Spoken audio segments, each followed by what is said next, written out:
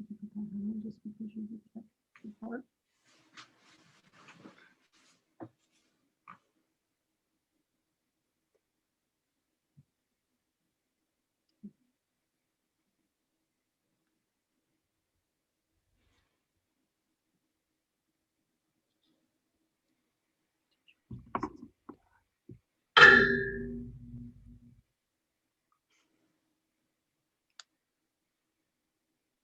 Hello, everyone. We are so happy you're here tonight, and we'll begin in a few minutes. Until everybody's kind of checked in, grab some water, a snack, your notebook, a pen, whatever you need to get through our time tonight as we hear from Karen Astromsky.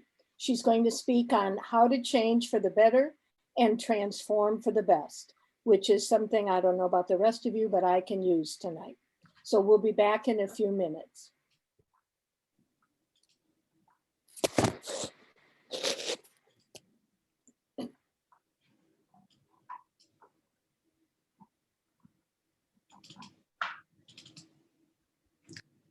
I just lost my introduction.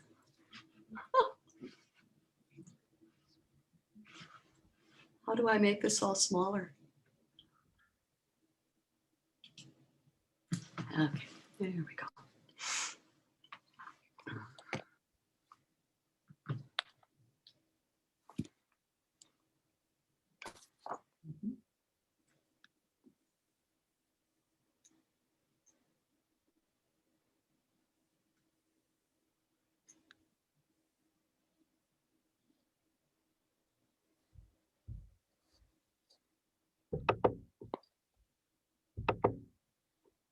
So let's get started. We are so glad you could all join us tonight for our Mental Health Monday speaker series. It feels right to be together on this day, another very sad day in our community. It's a good night to focus on kindness and wellness with our evening speaker and with each other. This event will be recorded tonight, right up to the question and answer part. At that time, the recording will stop. Being that this is a Zoom meeting, we can each see each other's faces and hear from one another. Remember to mute your mic using the button on your screen during the presentation. If you have questions during this event, please submit them in the chat room, located at the bottom of your screen, usually. If you would like to remain anonymous, which is perfectly fine, send your question to Teresa Delato privately, and she will submit your question anonymously. Remember, we'll stop recording before the Q&A session. I'm Ann Bartell. I'm a Mental Health Monday committee member. This project is a collaborative ministry between St. Joan of Arc Catholic Church and Bethlehem Lutheran Church, Twin Cities.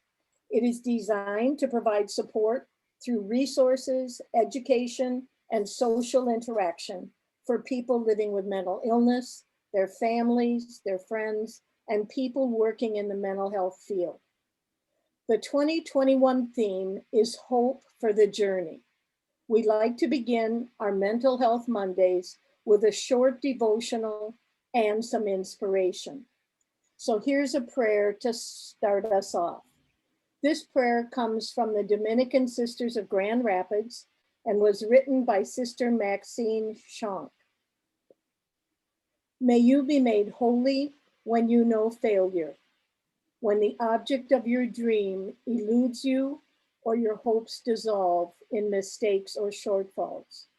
May you learn resilience in letting go and hope in giving over to a God who knows you well and loves you. May you know the eagerness of God to embrace you and to guide you into fresh perspectives and new ways to minister to those around you. May you give yourself the gift of compassion, and may the God of resilience bless you. Jean is going to introduce our speaker tonight. Thanks, Ann. I'm Jean Mills, and tonight we're going to hear from Karen Astromsky. She'll speak until about 7:30, And at that time, we will have a Q&A session. At any point, if you have a question, please type it under the chat section and we'll get to as many as we possibly can. I first met Karen when she was teaching a yoga flow class at the Y. Although 75 minutes seemed like a really long time, Karen made the time go quickly, changing our activities from high energy to a meditative calm. She made us all feel safe, valued, welcomed, and part of the group, no matter our age, size, shape, or fitness level. How often we heard something like, "The best yoga is the yoga you can do right now." And there's no special place in yoga heaven for a person who can change their body into a pretzel or whatever difficult thing we were trying to do. Karen is a wellness coach and motivational speaker with almost 2 decades of experience, having coached thousands of mostly women who wanted more for themselves and more for their lives. She specializes in self-improvement, wellness, weight loss, and healthy living. She's won praise for her no-nonsense professionalism laced with humor and enthusiasm that brings inspiration, motivation, and unforgettable mantras to those who pause to listen. Besides yoga, she teaches Qigong and meditation with groups at corporate events and retreats, and even on international cruises, which she never failed to tell us about. Karen published her first book in October 2020 entitled Get Right With Yourself, How to Change for the Better and Transform the Best. And I'll put in a little plug for her. It's available on Amazon. And you can also find a variety of her classes on YouTube. Karen's a proud mom of adult children and knows the world of mental health firsthand. She manages PTSD, having cared for her infant daughter through open heart surgery and cancer treatment. As works in progress, one and all, Karen believes in the power of change, transformation, and resiliency. Just ask her. So, Karen? Oh, you make me want to cry, Jean. Oh, thank you for that introduction. So I so appreciate it. I so appreciate being here. Friends, I am one of you.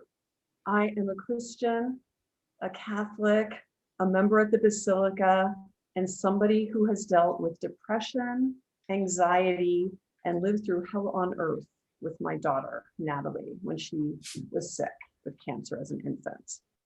I'm also someone who's found ways to cope, thrive, and move through all of those trials that resulted in living my precious life, however that looks.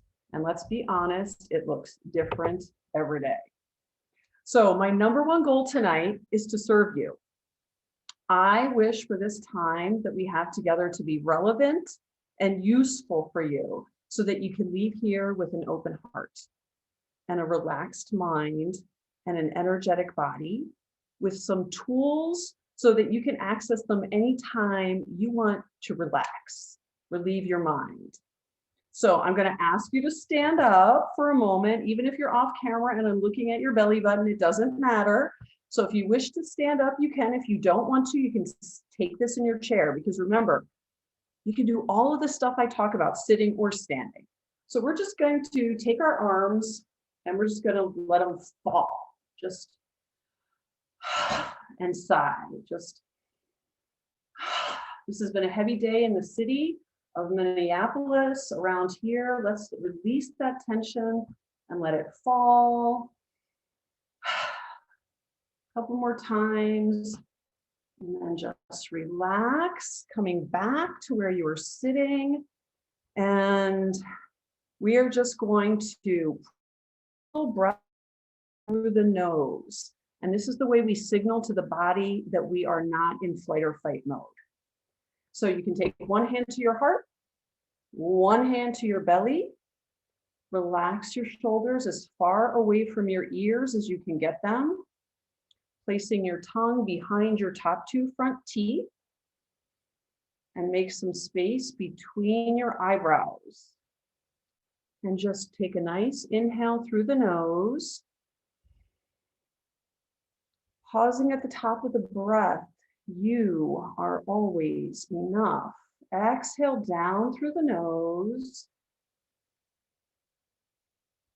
pausing at the bottom of the breath. And we'll repeat that. Inhale up through the nose. You always were enough. Exhale down. Inhale another time in through the nose. You always will be enough. Pausing. Exhale down. Relaxing the hands at your sides. You are equal to the moment. So that is our just dropping into the present moment. Your body is always in the present moment. So those 3 little breaths got us feeling our bodies grounded to the moment and in this Zoom room. So I'll come back to that a little later about what that means. So I want to just share my screen. This is my favorite mantra in the whole world. You are always enough. And I have this in a framed picture behind my desk. You always were, you always will be. So just asking, how are you now? How are you feeling? How are you seeming a little more relaxed? Yes, no, maybe. You can fire up the chat if you want, be as interactive as you like or not. You guys are here with me, right? Yes. Okay, thumbs up. Thanks, Teresa. I appreciate feedback. Okay, well, I am going to share with you the story of my daughter, Natalie, and how her life changed my life forever. So 20 years ago almost, I was 10 months pregnant. Yes, I was late. And I went to Abbott Hospital, scheduled to be induced. And for whatever reason, I spent that entire pregnancy, thank you, Peggy, for that. I spent that entire pregnancy thinking I was going to have a boy. And out comes this baby girl who looked just like her older sister, Lilia. And I thought, my first reaction was, that's not what I was thinking, where things were going to go. And then I'm an intuitive person. I feel things before they happen. I see things before they happen. And a lot of times it's not good things. But when the nurse brought the baby over to me and put her in front of me, and I just looked at her, I saw something wrong in the middle. And I started crying. And I didn't say anything to anybody, but there's this magic moment, I think, when a baby is born. And it was a sunny June day, and it's like God enters the room in a whispery moment. And I saw this light streaming through the window, and I got this message that said, this baby will bring you such sorrow. And I sobbed even more. The doctor came over, she took my face in her hands and said, what is wrong? I said, nothing. So as it turned out, Natalie had a herniated umbilicus, which is something wrong in the middle. She had a few spots on her scalp that didn't close, just the skin, the outer layer that would need to be closed later. So that was on the middle. But other than that, at that moment, it was mostly fine. We spent 2 days in the hospital. We left and they said, make an appointment with your pediatrician a couple days later. So of course we took her into the pediatrician. She's not even a week old. It's a stormy June day, and the doctor immediately detects a heart murmur. And she says, you need to go to the Children's Heart Clinic now. You need to leave here, drive there. She made a call. They said they will wait for us. So there we were at the Children's Heart Clinic in an empty office, except for the doctor and a couple of people. And the nurse came by and she said, well, we have to take Natalie for an x-ray. And I almost wouldn't even hand her over. I was like, you're not taking my baby anywhere. I was distraught. They did other tests and they discovered a hole in her heart, a VSD, ventricular septal defect. And Dr. Singh, wonderful cardiologist, comes in the room with a heart model and he starts explaining what this means. And then he starts talking about open heart surgery. No, and more no. He said, in my business, this is the easiest thing. This is the most common heart defect there is. We do this all the time. It's small enough that it might close on its own. Let's give it a chance. I'm like, okay, okay. So we left there. We had to go to a specialty pharmacy to get a special medicine, heart medicine. She was in heart failure as an infant. And they only make this at certain places. You can't go to Walgreens for this or CVS. So we got that and we went home devastated. And so every minute of Natalie's life for the next 3.5 months was spent hoping she would grow, wishing it wasn't what it was. She was so tiny, her cheeks never plumped up. It just didn't happen the way we were hoping it would. So finally, the doctor said, you know what, we are going to have to just do the surgery. So she's born June 5th. The surgery was scheduled for October 5th. And as luck would have it, and you know, God's a good guy with this, good sense of humor, it was the birthday of her grandmother for whom she was named that day. So we considered, okay, this is a good sign. Her guardian angel is going to be watching out for her. So when the day came and it was time for surgery, I was in full-on crisis mode. I was as worried as anybody could ever get. And I couldn't imagine what would happen. And I was scared she was going to die. So when I handed her over to the anesthesiologist, I was sobbing and near collapse. And then, like all the other parents of little babies at Children's Hospital, you just sit and wait and wait and wait. The doctor came by and said, it went well. She did well. She's off the heart and lung bypass machine. You're going to reunite with her in the intensive care shortly. Relief. Felt like I dodged a bullet like you can't believe. So she did so well. It was horrible to see her with 2 huge chest tubes coming out of her tiny 8-pound body. Now remember, she's 4 months old now, and she is still teeny tiny. But she came home after 4 days. That was how unbelievable this was. And it felt like a miracle. She started eating more. She had more energy. She was pink. She went trick-or-treating. She was a cow and her sister was the cowgirl. I was the milk. I was nursing. So that's me. Okay. So we had a miracle moment for several weeks. But then that 6th intuitive sense of mine kicked in again. And it felt like something was wrong. So I felt like what happened with her open heart surgery was too easy. I felt like there was another shoe that was about to drop. And all of a sudden, I felt cancer hanging in the air. I thought it was me. I made an appointment with my doctor. I went in, I had a checkup, and she said, you are fine. So I was like, okay. And it was 2 nights before Thanksgiving that year, 2001, where Natalie woke up in the middle of the night and she was vomiting. She had a fever. We called the pediatrician the day before Thanksgiving, first thing in the morning, and they said, bring her in now. And of course, having spent all that time worrying about her heart, we thought something was wrong with her heart. So we took her to the pediatrician. She listened to her heart, and then she checked her blood. And she came back with an enormously high 80,000 white count. And they said, this can't be right. We've got to do this test again. Something is wrong. They did it again. It happened again.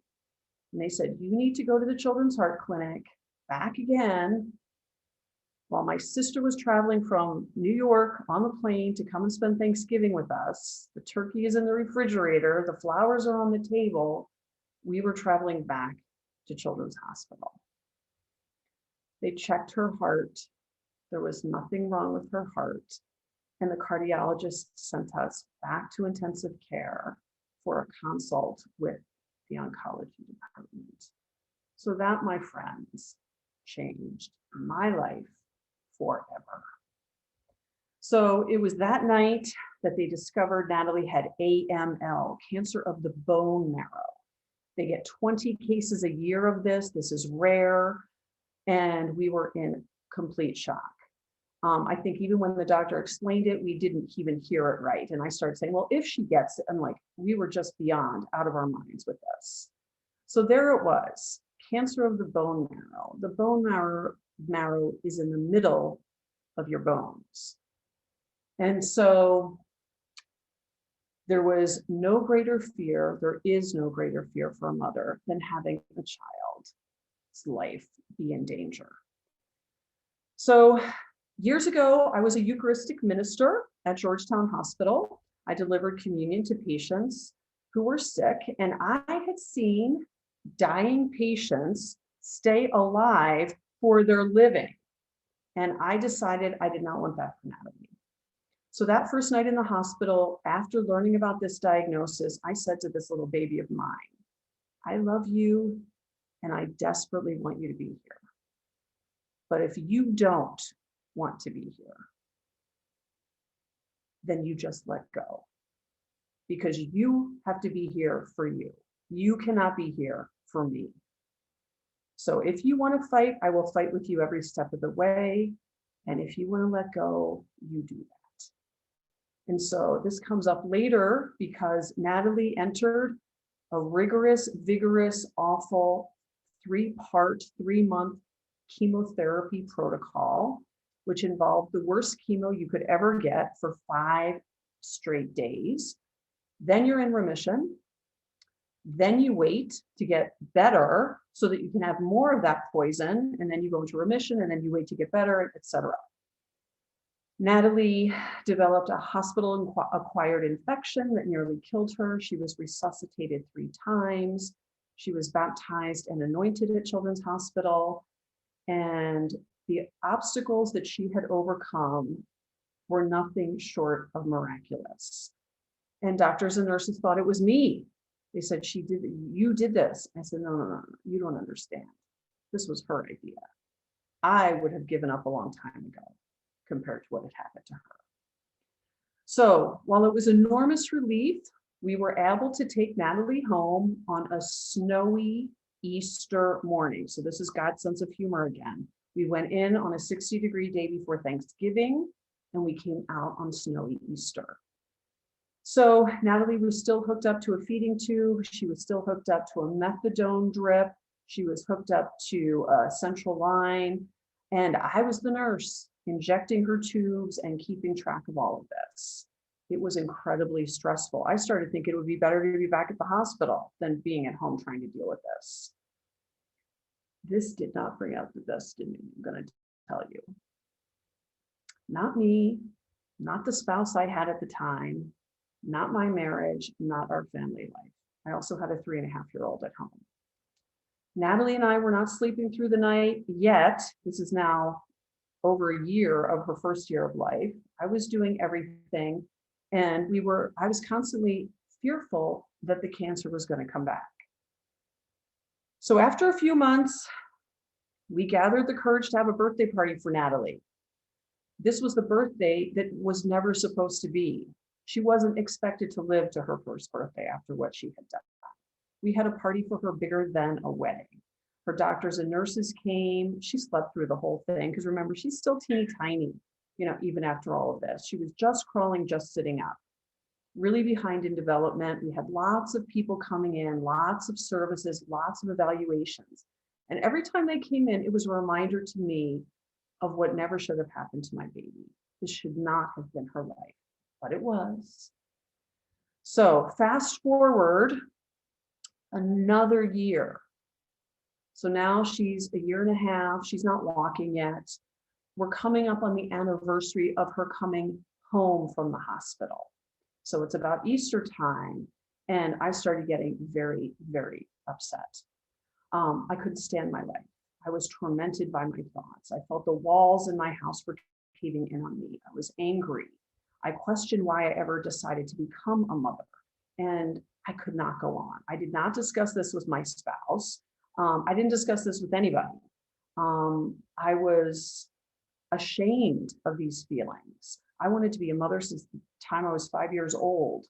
But finally, the misery was so bad that I called a therapist that I had known for years, and I explained to her what I was living with. And she explained to me, you have been living in fight or flight mode. You have been living in survival mode. The chemicals of cortisol and adrenaline have been coursing through your system all this time on red alert, and those chemicals don't change back. I made an appointment with the doctor. I got medication for the depression, the anxiety. I continued going to the talk therapy. I continued to process the experience of what happened to me, to my precious little baby, to our family. Because when you're in fight or flight mode, there is no processing, there is surviving, okay? So there was one experience that happened while Natalie was in the hospital that made a mark on me that I could not let go of. And no matter how much I talked about it, I couldn't get past it. And there was a nurse who was with her all night long at her bedside in intensive care after she came back from the operating room in the middle of the night, who watched her bleed to death, is how I'm going to describe it. She was weighing her dressing changes and she never replaced the blood that Natalie was losing. And I'm not a nurse, but even I knew that that's what you got to do. So she had never been closer to death than this moment. Death has a color. It's gray. It's waxy. It is awful. So somehow, some way, Natalie emerged from that resuscitation. When they say blood saves lives, I know firsthand what they mean by that. And I could not get past the incompetence of this nurse in my mind. So we are out of the hospital. This is all behind us. Natalie is doing well, but now my PTSD is kicking in so badly. Finally, the therapist said, you need to do something different, because no amount of talking and no amount of medication was going to help the situation. And so that's when was recommended to go to EMDR therapy. Maybe you've heard of this, eye movement desensitization reprocessing therapy. Because what had happened to me wasn't just in my mind, it was stuck in my head, it was in my body, it was in my cells, and it was breaking my heart. And so I went to the EMDR therapy, and thankfully, I was able to process and release that experience. After the first of several sessions, I felt like somebody had taken a hatchet to my head, and both sides of my brain were just dripping blood down the sides. I was exhausted, but it was an improvement. So just like everyone else, in stressful situations, your body holds on. And that's what happened to me. So that is my story that brought me to a total redirection of my entire life, whereby I could not go back to doing the career I had before, which was bossing people around. I'm sure you can picture it, right? In office settings. I had a big career in politics in Washington, D.C., a career in university administration, and I couldn't do it anymore. I had seen death on my baby, and I couldn't go back. So I did something different. I decided that I was going to help people with their problems. There I go again, jumping slides, just a second. And I started doing wellness coaching. And I recently released a book on Amazon called Get Right With Yourself, How to Change for the Better and Transform for the Best. And I talk in that book about how change comes from a dark place. When we are happy We do not change. And what happened to Natalie changed me in so many ways. I got that PTSD from being in the hospital with her. And that PTSD made me so miserable, it was ruining my life. However, that darkness made me want something more for myself. I wanted to be relieved of that feeling. And this is what I mean about change coming from a dark place. When you're happy and content, you don't change. You stay the same. We are hardwired for pleasure, not pain. So we want to stay that way. But when you're so miserable and can't take it anymore, you do something. So unfortunately, what I found was that while I was changing through the talk therapy, the medication, and the EMDR, which made the biggest difference, okay, it wasn't enough because I still wasn't whole. Even though I was able to handle things better, I still had to take the experiences that happened to me and to Natalie and really process them. And we say in Qigong, I'll get to this in a second, compost them, transform them, make peace with them, and ultimately see them and ultimately use them to transform my heart, mind, and body to get the life that I wanted, the precious life that I felt I deserved that I wasn't valuing. So fast forward several years, I became the wellness coach, the yoga Qigong instructor. So if you say Qi Hu, I'll tell you Qi Hu. Okay. Qigong. So it's Chinese. It's a Chinese practice, 4,000-year-old practice designed to reduce stress and increase vitality. Sign me up. Okay, we'll be doing it in a little bit. You may have heard of Tai Chi. Tai Chi is a martial arts version of Qigong. The kind of Qigong I teach with yoga is way easier than that. So I became this instructor, coach, etc. And I thought, wow, in Qigong, they talk about using your body to reduce stress in your mind. Why don't more people talk about this? So the Chinese talk about your heart, your mind, and your body as 3 treasures. And they say that the heart, mind, and body are the path to happiness from within. So if you want to be happy, if you want contentment, don't go looking on Amazon for it, unless of course you're buying my book, maybe that would help. But if you want happiness, cultivate what you already have. So I thought, brilliant, brilliant, I will be teaching this. So in today's world, the body and mind are considered one and the same. When people say, heal the body, they also mean do something with your mind. Because if it's good for your body, it's good for your mind. There's foods that you're supposed to be eating for your mind. So we know this. If you go to bed and your mind is cluttered and worried, your body will not let you sleep. Okay, that's how connected they are. If your body is stressed from an injury and you're hurt, your mind will be aware of the pain and constantly remind you of how bad it is. And so what about what's in the middle? What actually comes first in this list of 3 treasures is the heart. And when I say the heart, I'm talking about the emotional heart, the energy heart, the part of you that is weightless, that is everlasting, the part of you that attracts others to you, and the part that will outlive you. This is the part. This is the way God sees us. He sees us in our hearts. And so wouldn't it be nice if we could see ourselves that way a little bit more? So using yoga, Qigong, and meditation practice is one of the best ways to enhance mental health, physical health, emotional health, and even spiritual health. By relaxing the nervous system, which has been in overdrive, folks, for the last year with the pandemic, we're in survival adrenaline and cortisol mode, okay? We can heal by relaxing the nervous system. So that's why we did that breath work at the beginning. We can heal negative thoughts, painful experiences, and our wounded hearts. And we all have all of those. We all have all of this. This is universal. There are entire practices that work on slowing down the breath in the body so the mind can just go blank. It takes a brain break, which is the relief that we need. because we have about 70,000 thoughts a day. And most of what we're thinking today, we were thinking yesterday.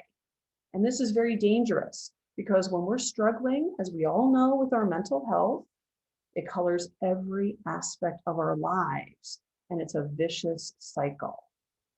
So this pandemic has exposed how fragile this human condition is for everyone. As a coach, I could say one of the silver linings of this crisis is exposing this vulnerability. We all have it. Everybody is worried about themselves, their family, their health, their livelihood, self-preservation. Everybody in the entire world is worried about this. I hope this will serve as a great equalizer. We can't outthink our troubles, toxic positivity. We can't outrun our worries, and we can't shut down our hearts and make pretend we're not hurt. The heart is actually the metabolizing center for the body. That's where the transformation happens. So change coming from a dark place, transformation is pulling us to a light place. So what we can do when we're sick of our thoughts and our minds and ourselves, I'm just sick of everything, and trying to make sense of things, is turning to using the body and the breath, moving the body to release the mind. When I teach yoga and Qigong, by the end of class, everyone is often so relaxed in their bodies and minds, softened in their heart. They don't want it to end. They'll just lay there. I think if I brought blankets around and turned off the lights, they'd go to sleep for a while. So you can also soften your heart by moving your body. There are very specific heart opening exercises that you can use to accomplish this, and we're going to do some of that in a little bit. So when your body's tired, rest, give it a rest. And by balancing your treasures, heart, mind, and body, you can enhance your health, mental, physical, spiritual, emotional. And unlike a pill, this is something that you can do that's healthy, and the side effects are increased relaxation, more energy, more calm. Those are the side effects of practicing breath work and some of this meditative work that I'm talking about. So I've taught Qigong to veterans with PTSD and their grief support group. I've taught to the grief support group, the grief support group at St. Joan of Arc. We did Qigong because everybody said, we're tired of just talking, let's do something. And that doing something is what works. So that is my presentation for you. We're going to do some exercises, some Qigong exercises that you can just sit at or stand. So we'll just get started.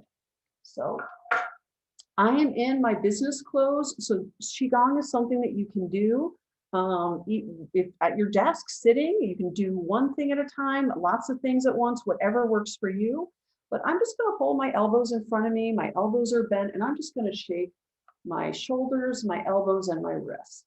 Just do a little shaking, loosening up the tension around the joints. You can do this standing and do a full body shake if you wanted to. But if you're sitting, we'll just do this, and then we can just do it the other way. Qi is energy that we're trying to release. Get some good energy, and then just relax your hands. So you might notice there's a little buzzing in your hands. There might be a little electricity.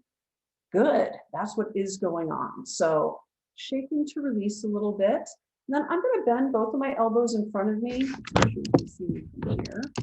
And I'm just going to inhale my arms up high to the sky, bring them behind me, and just squeeze my elbows to my waist. And then I'm going to reverse and round forward. So inhale up, open the throat, exhale down, round forward. So I'm just doing a chest expansion, opening the heart. Exhale forward. Using your breath, inhale, open, front of the spine, exhale, close the back of the spine. Is super healthy. Since we all have a sitting disease thanks to COVID, moving around like this is super good. Last time, and just relax your hands down. And then just notice how you feel. So we've done 2 little exercises there. I'm going to take my hands to the heart, and I'm going to lock my thumbs right to that middle of my chest, which is an acupressure point. So I'm going to lock my thumbs there, and I'm going to inhale my arms open out to the sides.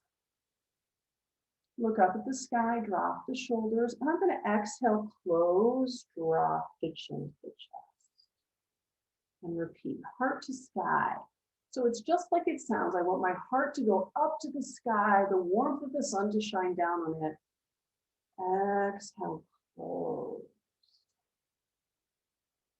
Inhale, open.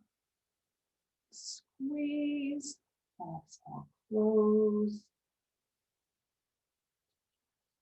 One more time, heart to sky.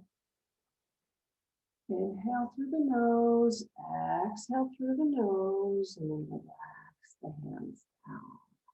Nice. So, noticing how you feel at the moment, noticing a little bit more looseness, hopefully a little bit more openness across the chest. Opening your heart is part of feeling better, part of our mental health, part of our spiritual health. So now I'm going to do another one, and you really need to see me. Let me see, I need to stand back. So you can see all of me doing this one. And I'm going to inhale my arms up. I'm standing, but you could be sitting. My palms are here, and I'm going to exhale down. So this is called pulling down the heavens. So inhale up. Exhale down. This is a good one to do before you go to bed. Pull those thoughts out of your head, away from your mind, out of your heart to your stomach. In Qigong, we talk about your stomach is where your chi bank is. Store your energy in your bank. Store your money in your bank. And we'll keep the hands down. And we'll just take both hands at your belly, right in front of your belly. And I'm going to do this thing called Buddha holds up the earth. And we're going to practice a healing sound. So I teach medical Qigong. I'm not a doctor, but this is what I teach. And I'm going to inhale both arms up, kind of like you're lifting up, moving through water, finding yourself at one with nature. I'm going to inhale up, tracing the spine, flipping my palms at my face because energy swirls. So inhale up. Exhale down and say H-E-E-E-E-E-E-E sound. Inhale up. Look up, pause, exhale down.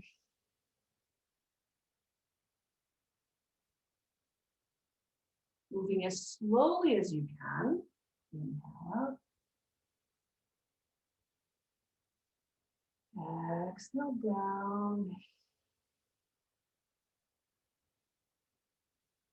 Relaxing your hands down at your sides.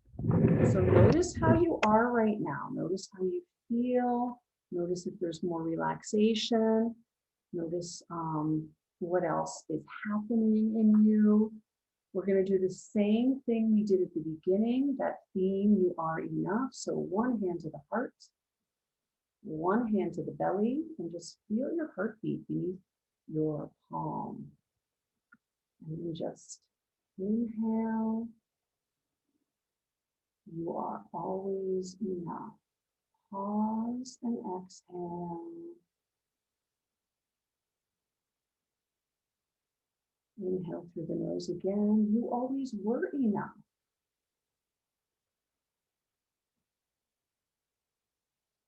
Pause at the top. Exhale down through the nose. Last time, you always will be enough.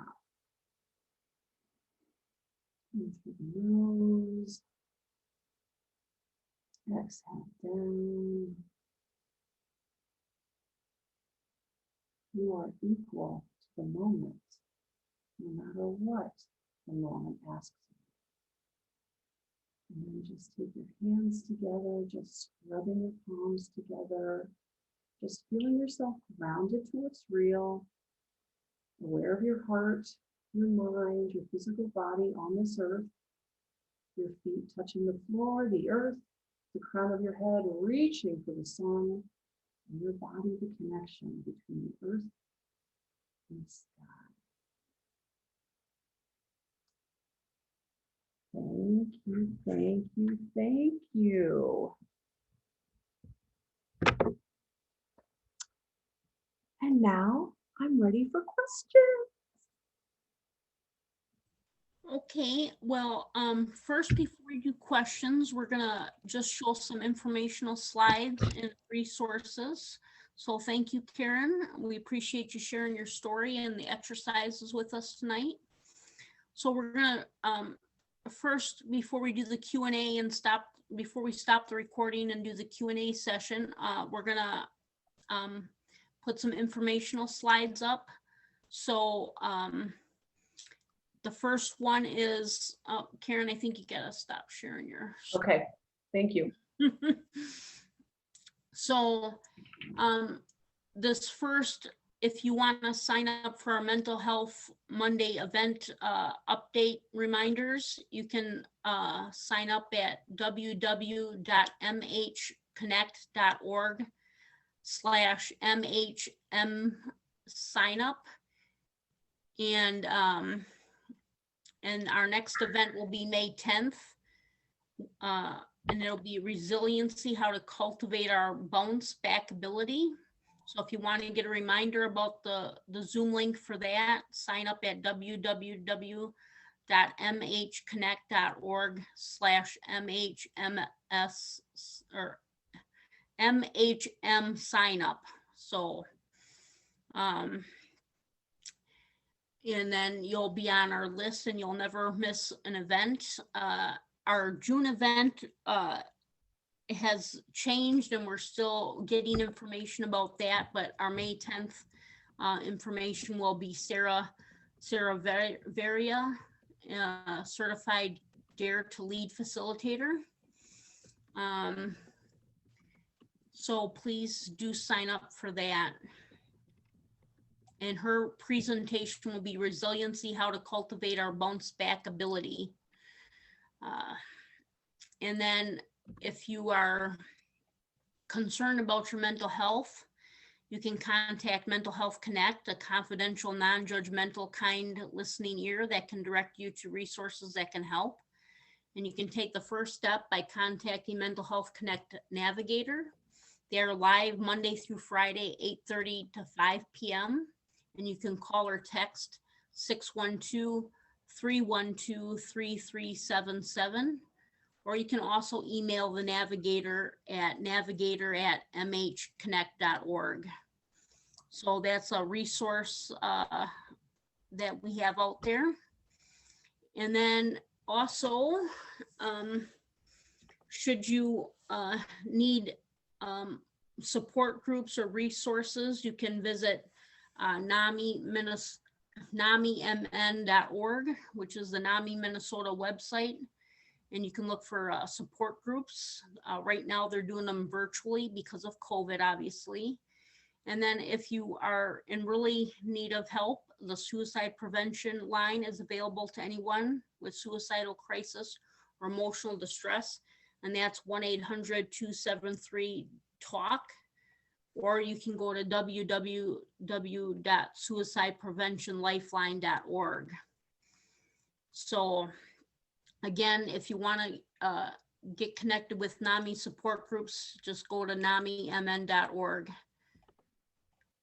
And then, thank you again for joining. We're going to stop the recording now and take